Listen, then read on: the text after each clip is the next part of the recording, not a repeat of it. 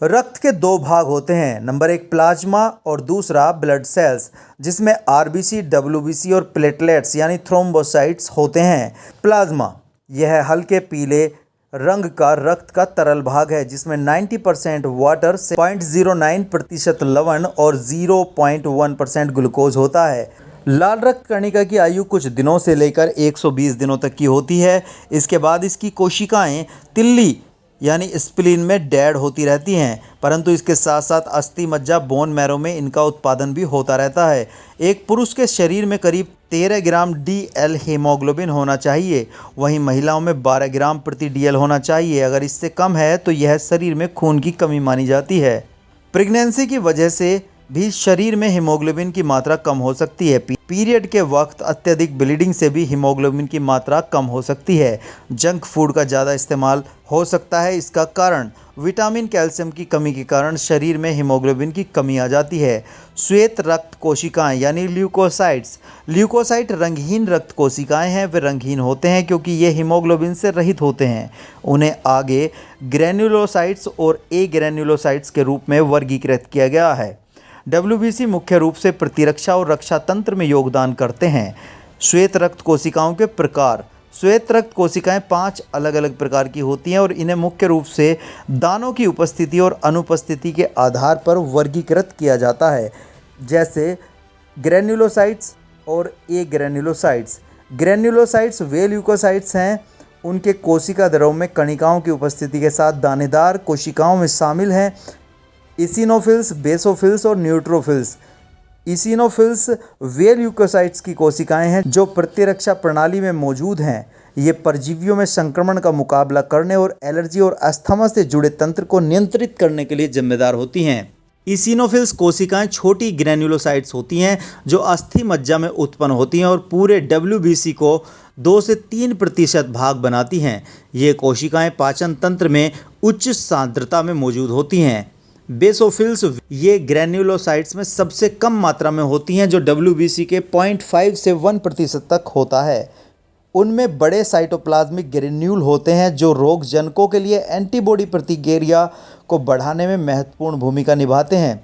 ये हिस्टामाइन जारी करके एलर्जी प्रतिक्रियाएं और रक्त वाहिकाओं को पतला करते हैं। इन श्वेत रक्त कोशिकाओं में मूल रंगों के संपर्क में आने पर दाग लगने की क्षमता होती है, इसलिए इसे बेसोफिल्स कहा जाता है।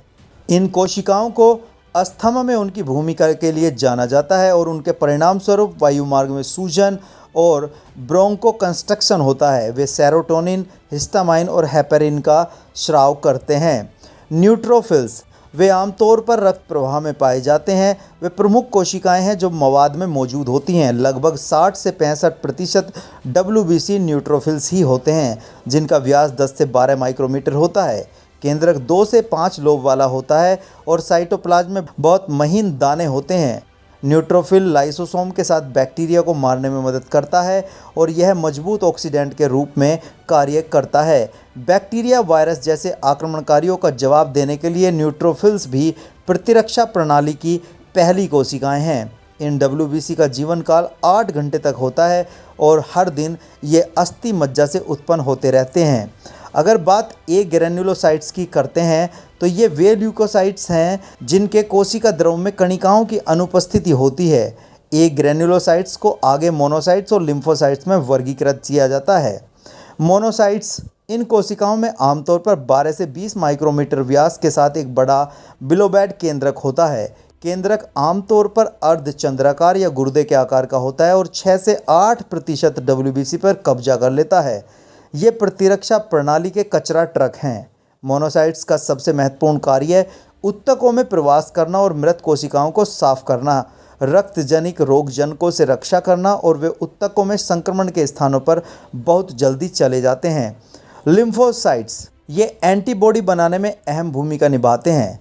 इनका आकार 8 से 10 माइक्रोमीटर तक होता है। उन्हें आमतौर पर नेचुरल किलर कोशिकाओं के रूप में जाना जाता है।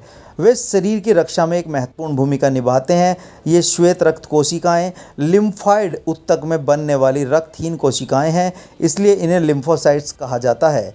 लिम्फोसाइट्स 2 प्रकार के होते हैं, बी लिम्फोसाइट्स और टी लिम्फोसाइट्स। ये कोशिकाएं प्रतिरक्षा प्रणाली में महत्वपूर्ण हैं। प्लेटलेट्स यानी थ्रोम्बोसाइट्स। थ्रोम्बोसाइट्स अस्थि मज्जा में निर्मित विशेष रक्त कोशिकाएं हैं। रक्तस्राव होने पर प्लेटलेट्स बड़े काम में आते हैं। वे रक्त के थक्के और जमावट में मदद करते हैं। प्लेटलेट्स कट या घाव के दौरान जमावट में अपनी भूमिका अदा करते हैं। प्लेटलेट्स बढ़ाने के लिए कीवी का सेवन किया जाना चाहिए। गाजर का नियमित इस्तेमाल हो तो ज़्यादा बेहतर। नारियल पानी के सेवन से भी इनकी मौजूदगी शरीर में बढ़ जाती है।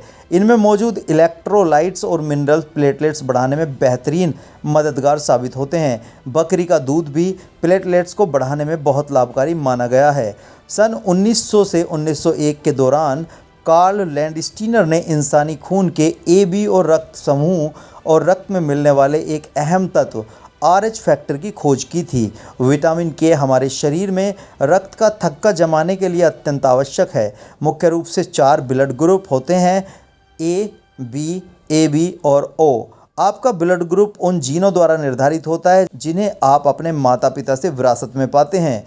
प्रत्येक ब्लड ग्रुप या तो RH-D पॉजिटिव या RH-D नेगेटिव हो सकता है। ब्लड ग्रुप AB पॉजिटिव वाले लोग बुद्धिमान होते हैं। O ब्लड ग्रुप यूनिवर्सल होता है, यानी कि यह जिसे चाहे उसे अपना खून दे सकते हैं। AB ब्लड ग्रुप वाला व्यक्ति दूसरे सभी ब्लड ग्रुप प्राप्त कर सकता है।